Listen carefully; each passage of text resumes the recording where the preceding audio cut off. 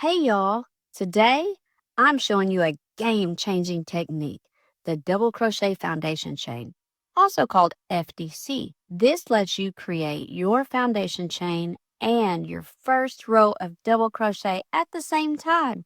No more tight chains, just stretch, flexibility, and a cleaner start. Let's go. You're going to need yarn of any weight. I'm using worsted weight or acrylic, a crochet hook to match your yarn. This is a 5.5 millimeter, and a pair of scissors. Now to begin, we're going to start with our foundation. We will begin with a slip knot. Tighten that to your hook and chain 3. 1, 2, and 3. Now you don't want those to be too tight that it's hard to get your hook into. Now to begin your first foundation stitch, you're going to yarn over and insert your hook into the first chain that you made. Yarn over, pull up a loop. Now you should have 3 loops on your hook. Yarn over, pull through 1 loop only. This creates the chain portion at the bottom. Now you're going to yarn over, pull through 2, yarn over, and pull through your last 2 loops. Now you've completed your first foundation double crochet. Now we're going to repeat each step in this manner. Yarn over, insert your hook into the chain section, the bottom V of the previous stitch. Yarn over, pull that loop up, yarn over, and pull through 1. Now that begins to form your chain.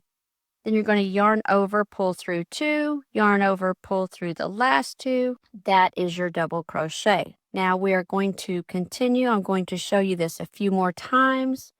You're going to yarn over, insert your hook into that last V-stitch.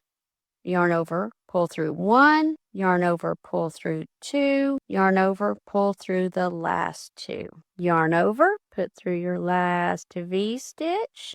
Yarn over, pull that up, yarn over, pull through 1, yarn over, pull through 2. We are now making the double crochet.